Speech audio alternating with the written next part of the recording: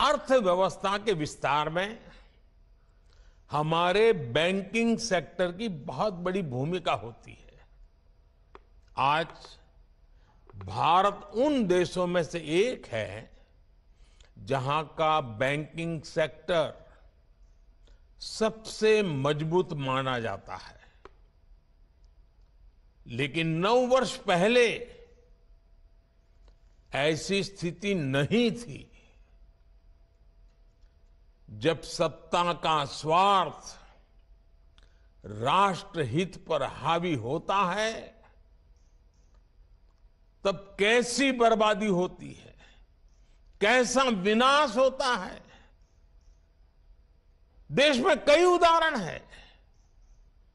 ये हमारे banking sector ने तो पिछली सरकार के दौरान ये बर्बादी को देखा है, झेला है, अनुभव किया है। आप लोग आजकल तो डिजिटल युग है, मोबाइल फोन से बैंकिंग का सेवाएं लेते हैं, फोन बैंकिंग करते हैं। लेकिन आज से 9 साल पहले जो सरकार थी ना, उस समय ये फोन बैंकिंग का कल्पना ही अलग थी, रिवाज ही अलग था, तरीके अलग थे, इरादे अलग थे। उस जमाने में, उस सरकार में ये फोन बैंकिंग मेरे आपके जैसे सामान्य नागरिकों के लिए नहीं था। देश के 140 करोड़ देशवासियों के लिए नहीं था। उस समय एक खास परिवार के करीबी कुछ ताकतवर नेता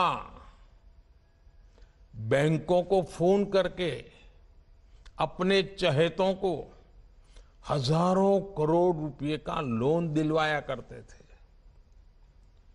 ये लोन कभी चुकाया नहीं जाता था और कागजी कार्रवाई होती थी। एक लोन को चुकाने के लिए फिर बैंक से फोन करके दूसरा लोन चुकाने के लिए फिर तीसरा लोन दिलवाना। ये फोन बैंकिंग घोटाला पहले की सरकार के, पिछली सरकार के सबसे बड़े घोटालों में एक था। पहले की सरकार के इस घोटाले की वजह से देश की बैंकिंग व्यवस्था की कमर टूट गई थी। 2014 में आप सबने हमें सरकार में आकर के देश की सेवा करने का मौका दिया।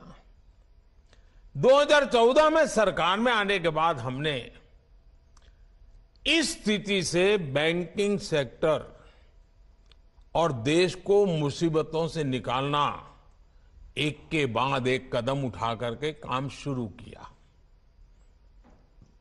हमने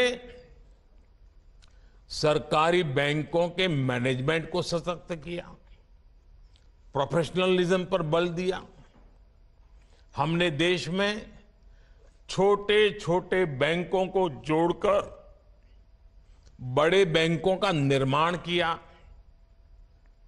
हमने सुनिश्चित किया कि बैंक में सामान्य नागरिक की 5 लाख रुपए तक की राशि कभी ना डूबे, क्योंकि बैंकों के प्रति सामान्य नागरिक का विश्वास पक्का करना बहुत जरूरी हो गया था। क्योंकि कई कोऑपरेटिव बैंक डूबने लगी थी, सामान्य मानवी की मेहनत का पैसा डूब रहा था और इसलिए हमने 1 लाख से उसको सीमा 5 लाख कर दी, ताकि 99% नागरिकों को उनकी मेहनत की कमाई का पैसा वापस मिल सके। सरकार ने एक और महत्वपूर्ण कदम उठाया, बैंक्रप्सी कोड जैसे कानून बनाए, ताकि अगर कोई कंपनी किसी न किसी कारण से बंद होती है तो बैंकों को कम से कम नुकसान हो, इसके साथ ही हमने गलत काम करने वालों पर शिकंजा भी कसा, बैंकों को लूटने वालों की संपत्ति जब्त कर ली। आज परिणाम आपके सामने है। जिन सरकारी बैंकों की चर्चा हजारों करोड़ के नुकसान के लिए होती थी, एनपीए के लिए होती थी, आज उन बैंकों की चर्चा रिकॉर्ड प्रॉफिट के लिए हो रही है।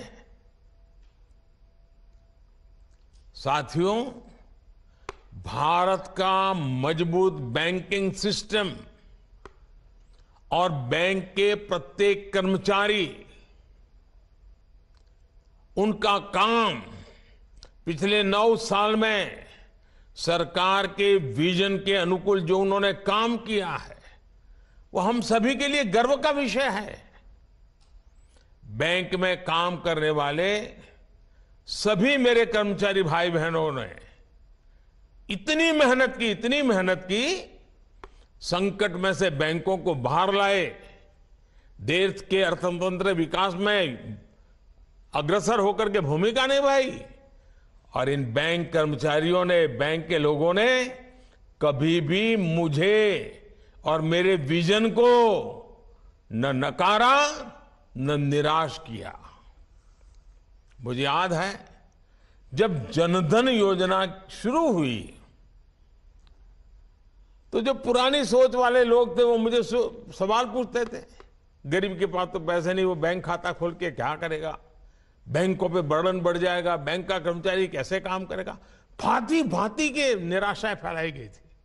लेकिन बैंक के मेरे साथियों ने गरीब का जनधन खाता खुले, इसके लिए दिन रात एक कर दिया। झुग्गी झोपड़ी में जाते थे बैंक के कर्मचारी, लोगों के बैंक के खाते खुलवाते थे।